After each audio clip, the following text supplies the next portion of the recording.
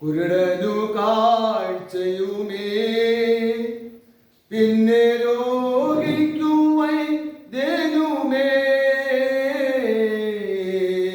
കുരുടനു കാഴ്ചയുമേ, പിന്നെ രോഗിക്കു വൈദ്യനുമേ. നിന്നെയും വീണ്ടെടുപ്പാൻ തന്റെ പുത്രനെ യാഗമാക്കി. നിന്നെയും വീണ്ടെടുപ്പാൻ തന്റെ പുത്രനെ യാഗമാക്കി. വീട്ടുമോ വീട്ടുമോ നിന്നോടെ പാപങ്ങളെ കാൽവരിയിലെ ക്രൂശിലേക്ക് നീയൊന്നു നോക്കിടുമോ? കാൽവരിയിലെ ക്രൂശിലേക്ക് നീയൊന്നു നോക്കിടുമോ? Hallelujah, hallelujah. ദൈവനാമം മഹത്വപ്പെടുമാറാകട്ടെ. വളരെ അനുഗ്രഹമേറിയ ഈ നല്ല സമയത്തിനായി നന്ദി പറയുന്നു. എന്നെ ക്ഷമിച്ചിരിക്കുന്ന എല്ലാ പ്രിയപ്പെട്ടവർക്കും ഒരിക്കൽ കൂടെ ഞാൻ നന്ദി അർപ്പിക്കുന്നു. സമയം കടന്നു പോകുന്നു. ദൈവം നമ്മെ സഹായിക്കട്ടെ. നമുക്കറിയാം, കർത്താവിന്റെ വരവിനെ കാത്തിരിക്കുന്നതായ വിശ്വാസ കുടുംബങ്ങളാണ് ഇന്ന് എല്ലാ സ്ഥലങ്ങളിലും നമുക്ക് കാണാൻ കഴിയുന്നത്. അങ്ങനെയാണ് നാമും കാത്തിരിക്കുന്നത്. കർത്താവിന്റെ വരവിന് വേണ്ടി നമ്മളെല്ലാവരും കാത്തിരിക്കുന്നു. ഈ സഭയിൽ എനിക്കും എൻ്റെ കുടുംബത്തിനും ഇന്നു മുതൽ ചാർജ് എടുത്ത് മുന്നോട്ട് വരുവാൻ വലിയവനായിരിക്കുന്ന ദൈവം നമ്മെ ഒരുക്കിയ എല്ലാ കൃപകളെയും ഓർത്ത് നമുക്ക് നന്ദിയോടെ സ്തുതിക്കുവാൻ ഇടയായി തീരട്ടെ. ആമേൻ. നമുക്കറിയാം, BFM സഭ നൂറ്റാണ്ടുകളായി പുലർത്തിയതായ ആത്മീകമായ ചിന്തയോടെ അധപ്പതിച്ചതായ ജനതയെ വാർത്തെടുക്കുന്നതിന് വേണ്ടി, ഉയർത്തിക്കൊണ്ടുവരുന്നതിന് വേണ്ടി, പുതുതലമുറകളെ ഉയർത്തിക്കൊണ്ടുവരുന്നതിന് വേണ്ടി ഏറ്റവും താഴെ നിൽക്കുന്നതായ ജനങ്ങളെ, അധപ്പതിച്ച് കിടന്നവരെ, ഭാരത്തിൽ കിടന്നവരെ, വിഷമിച്ചു കിടന്നവരെ മുന്നിലേക്ക് കൊണ്ടുവരുവാൻ തക്കവണ്ണം ഒരു വലിയ പ്രവൃത്തി BFMന്റെ പുറകിൽ ഉണ്ട് എന്ന് ഉള്ളതിൽ യാതൊരു സംശയവുമില്ല. അങ്ങനെ നമുക്ക് അതിലൂടെ വരുവാൻ തക്കവണ്ണം ഇടയാക്കി തീർത്ത കൃപകളെ ഞാൻ ഓർക്കുകയാണ്. വായിക്കാം. യെശയ്യാവിന്റെ പുസ്തകം 40-ാം അധ്യായം അതിന്റെ 31-ാമത്തെ വാക്യം ഒന്ന് വായിക്കാം. യുവാക്കൾ വായിക്കണം, എടുത്തൊരു വായിക്കാം. 40-ാം അധ്യായം 31-ാം വാക്യം വായിച്ച് വായിക്കാം. യെശയ്യാവ് 40:31.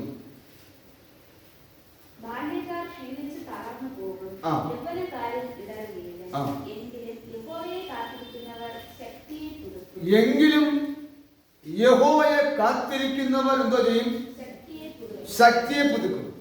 നമ്മുടെ ശക്തി ഇപ്പോൾ കാണുന്നതായ രാവിലെ കഴിച്ചതായ ഫുഡിന്റെ ശക്തിയല്ല, ഇന്നലെ കഴിച്ചതായ ഫുഡിന്റെ ശക്തിയല്ല, യൂത്ത് ആയതുകൊണ്ട് നമുക്കൊരു പ്രത്യേക പവർ ഉണ്ട്, അതിന്റെ ശക്തിയല്ല. പിന്നെ കുഞ്ഞുങ്ങളായതുകൊണ്ട് അതിന്റെ ഒരു ശക്തിയുണ്ട്, അതിന്റെ ശക്തിയല്ല. പിന്നെയോ യഹോവയിൽ നിന്നുള്ള ഒരു വേറൊരു പവർ, ഒരു ശക്തി. ഹല്ലേലൂയ. ദൈവത്തിൽ നിന്നുള്ളതായ ഒരു ശക്തിയെ കാത്തിരിക്കുന്നവർ എന്തോ ചെയ്യും? അവർ പുതുക്കും. കാത്തിരിക്കുന്നവർ, ദൈവത്തിന് വേണ്ടി കാത്തിരിക്കുന്നവർ എന്തോ ചെയ്യും? ശക്തിയെ പുതുക്കും. ആമേൻ. ആ ശക്തിയെ പുതുക്കുന്നതിന് വേണ്ടി, ആ പവർ നമ്മുടെ ശരീരത്തിലേക്ക് വരുന്നതിന് വേണ്ടി നമ്മൾ കാത്തിരിക്കുന്നതായ അനുഭവങ്ങളെ എടുത്തു പറഞ്ഞുകൊണ്ട് പറയുകയാണ്. ആമേൻ. എല്ലാം നമുക്കറിയാം, ഓരോ പവർ ഓരോ ദിവസവും നമുക്ക് ശക്തി വേണം അല്ലേ? ഓരോ ദിവസം രാവിലെ എഴുന്നേൽക്കുമ്പോൾ എന്തോ വേണം?